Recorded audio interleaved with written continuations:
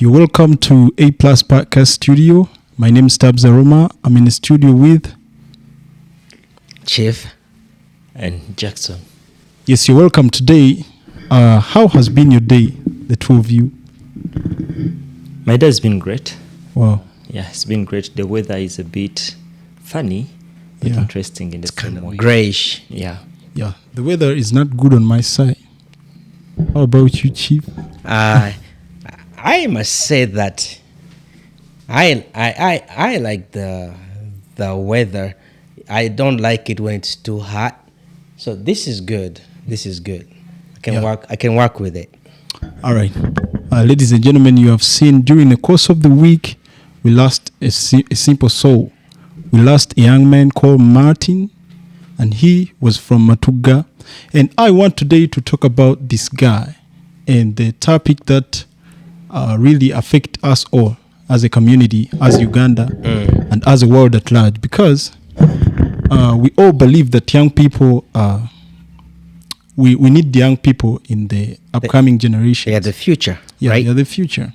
So during this course of the week, two young people actually fell in love. A parent reacted, and a life was lost during the course of the week.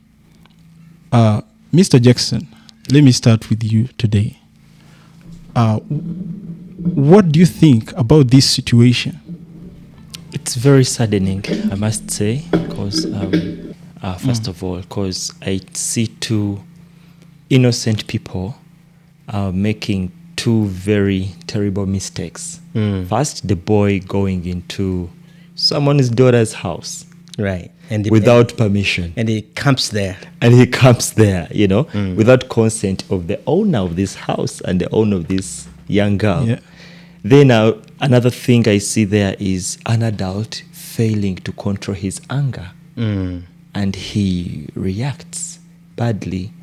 So it is very saddening because the young boy didn't deserve that. Yeah. But also this gentleman, the father to the daughter, didn't deserve that, the ending which came up. He never deserved it. They both didn't deserve what happened. They both didn't deserve the results that came out of their doings, I would say. Yeah. Chief, what do you think about that situation? I think that situation, to me, it is one of the greatest pictures that we can look at and understand the situation of the nation. There is brokenness everywhere. The young boy represented the brokenness. Because if he was camping there, where was his parents?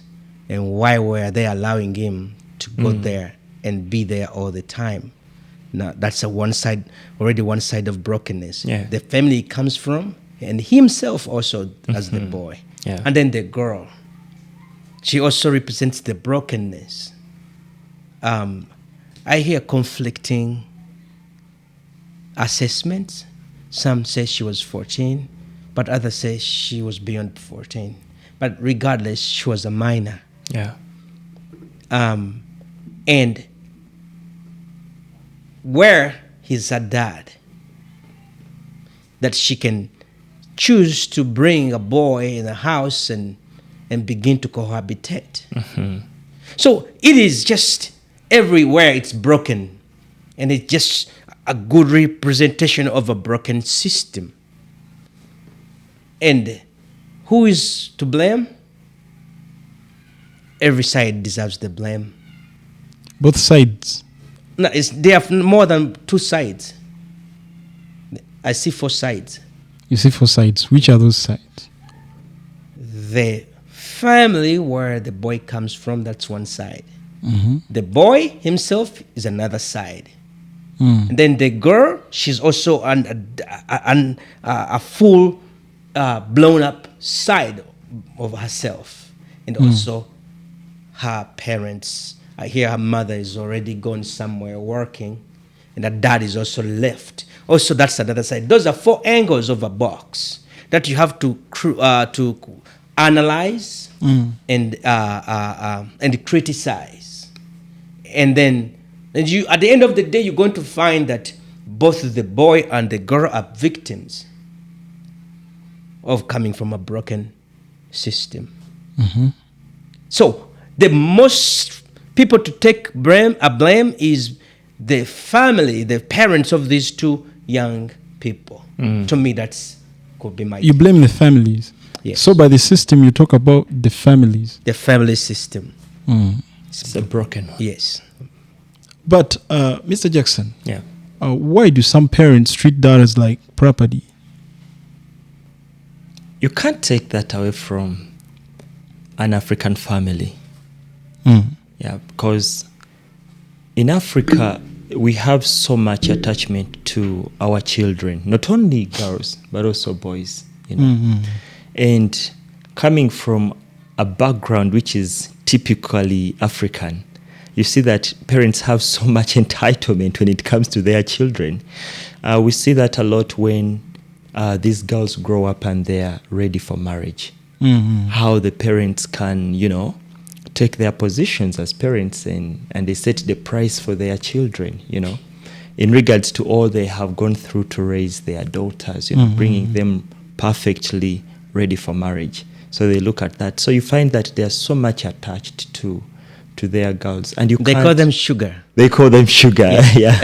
Actually, they call girls sugar in our culture, you know, because when they reach that age of going into marriage, the boy is going to bring some sugar for the parents, of course, in appreciation for raising you a have to beautiful protect girl. the gains. They have to protect the gains. You got it right. So, yeah. should we take this as protection? Of course, there is an element of protection, you know. It's like someone encroaches onto your private property, and then you're trying to fight for your property, you're protecting it. You get the point. But I have a question though. Yes. How can one protect that which they've abandoned? How? That's a very good question. But let me ask: was the girl child abandoned by her father? The guy was never there. Sure. Now, how did he get a chance to come and find the boy in Well, the neighbors house? would tell. People were telling. And now he came and beat him to death. Yeah. But I think he is the one to blame. The man.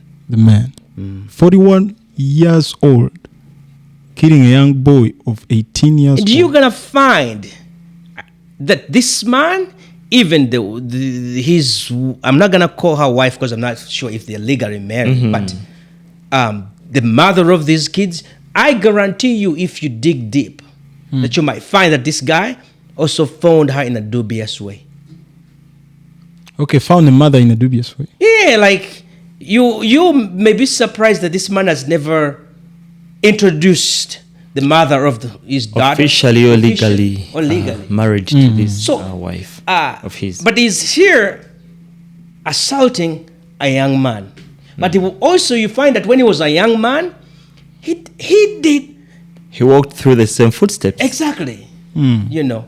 So it is just, in Luganda, there's this saying that we say that serukama mayute takolachi anyigaga banne naye lirye talikwatako. wolikwatako takukkiriza oba akaaba nnyo kitegeera. Yeah. When it comes to other people, we tend to use galubindi ez'enjawulo ezaffe zetwerabiramu netuziteeka balina ogamba gwe njagala kukulabiramu galubindi endala ze njagala okukulabiramu. And that is hypocritical. Yeah, very. Yes. Okay, now, where is the line between guidance and dictatorship Guidance and dictatorship. when it comes to parents? I was watching a TikTok, and I happened to stumble upon Natasha, the president's daughter. Someone was interviewing her about parenthood, and she said, and I quote, that for her, she's a dictator in her family. Natasha? Yes. And she said that for her, the kid has no say. Sure. Yes, it's her way Oh, no way. But then later on she said, but as I've been growing up, I have loosened a bit. I'm not as hard as I used to be. And my first kids, right now, when they see me treating these other kids, the latest ones, they say, what happened? So I think a family, honestly, dictatorship has a place in a family, but also has a time and a place. Yes. You cannot just be a dictator All throughout. Yes. So you have to balance between dictatorship and guidance. Yeah. So can strict parenting backfire? That Sure. goes to you, Mr. Jackson. Can Sure, strict- we've seen it. This is an example of strict parenting backfiring, you know, to the extent that an innocent life was lost. I don't want to call it an innocent life, but it was an innocent life. He's a child. He didn't deserve to die. No Yeah. one has the authority to take a life of another. Yeah. It's only God who has that. Did he make a mistake? Yes. But he didn't deserve to die. And also, let me add on this one.